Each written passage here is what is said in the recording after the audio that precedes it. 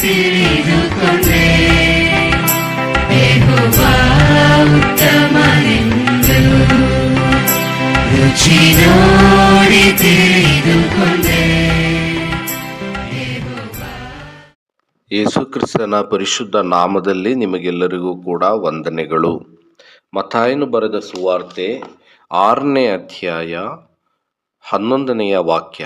ನಮ್ಮ ಅನುದಿನದ ಆಹಾರವನ್ನು ಈ ಹೊತ್ತು ದಯಪಾಲಿಸು.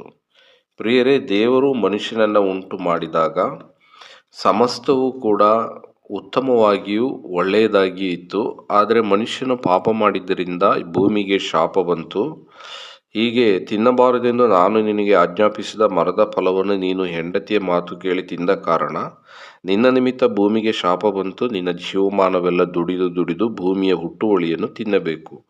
ಆ ಭೂಮಿಯಲ್ಲಿ ಮುಳ್ಳುಗಿಡಗಳು ಕಳೆಗಳು ಬಹಳವಾಗಿ ಹುಟ್ಟುವವು, ಹೊಲದ ಬೆಳೆಯನ್ನು ಅನುಭವಿಸುವಿ. ಹೀಗೆ ಭೂಮಿಗೆ ಶಾಪ ಬಂದದ್ದರಿಂದ ಮನುಷ್ಯನಿಗೆ ಕಷ್ಟವೂ ಉಂಟಾಯಿತು. ಈಗಲೂ ಕೂಡ ಮನುಷ್ಯನು ಬೆಳೆಗಳನ್ನು ಬೆಳೆಯುವಾಗ ರಾಸಾಯನಿಕ ಗೊಬ್ಬರಗಳನ್ನು ಉಪಯೋಗಿಸುವಂಥದ್ದು, ಕಾಡನ್ನು ಕಡಿಯುವಂಥದ್ದು, ಖನಿಜಗಳನ್ನು ತೆಗೆಯುವುದಕ್ಕಾಗಿ ಗಣಿಗಾರಿಕೆ ಮಾಡುವಂಥದ್ದು, ಹೀಗೆ ಅನೇಕ ರೀತಿಯಲ್ಲಿ ಪ್ರಕೃತಿಯನ್ನು ಹಾಳು ಮಾಡ್ತಾ ಇರುವುದನ್ನು ನಾವು ನೋಡ್ತಾ ಇದ್ದೇವೆ. ಇದಕ್ಕೆಲ್ಲ ಕಾರಣವೇನೆಂದರೆ ಈ ಭೂಮಿಗೆ ಶಾಪ ಬಂದು ಮನುಷ್ಯನು ಈ ರೀತಿಯಾಗಿ ಕಷ್ಟಪಡುವಂಥ ಒಂದು ಸ್ಥಿತಿ ಬಂತು. ಆದರೆ ಮನುಷ್ಯನ ಪಾಪದ ನಿಮಿತ್ತವಾಗಿ ಈ ಶಾಪ ಬಂತು. ಆದರೆ ಈ ಪಾಪದಿಂದ ಬಿಡುಗಡೆ ಮಾಡಬೇಕೆಂಬುದಕ್ಕಾಗಿ ನಮ್ಮ ಕರ್ತನಾದ ಯೇಸು ಕ್ರಿಸ್ತನು ಜೀವದ ರೊಟ್ಟಿಯಾಗಿ ಪರಲೋಕದಿಂದ ಇಳಿದು ಬಂದನು.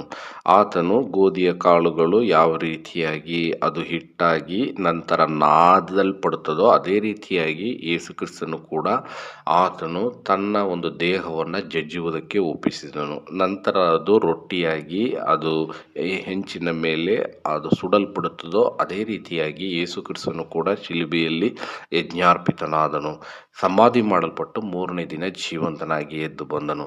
ಹೀಗೆ ರೊಟ್ಟಿಯನ್ನು ನಾವು ಹೇಗೆ ತಿನ್ನುತ್ತೇವೋ ಆ ರೀತಿಯಾಗಿ ಯೇಸು ಕ್ರಿಸ್ತನಲ್ಲಿ ನಾವು ನಂಬಿಕೆ ಇಡುವಾಗ ನಮ್ಮ ಪಾಪಗಳು ಆತನಲ್ಲಿ ಪರಿಹಾರವಾಗಿ ನಾವು ದೇವರ ಮಕ್ಕಳಾಗುತ್ತೇವೆ ಮತ್ತು ಆತನ ಆತ್ಮಿಕ ರೊಟ್ಟಿಯಾದಂಥ ಆತನ ವಾಕ್ಯವನ್ನು ಸೇವಿಸುತ್ತೇವೆ. ಹೀಗೆ ನಾವು ಕೂಡ ಯೇಸು ಕ್ರಿಸ್ತನಲ್ಲಿ ನಂಬಿಕೆ ಇಟ್ಟು ಆತ್ಮಿಕ ಆಹಾರವನ್ನು ಸೇವಿಸುವವರಾಗುವಂತೆ ದೇವರು ತಾನೇ ನಮಗೆ ಸಹಾಯ ಮಾಡಲಿ.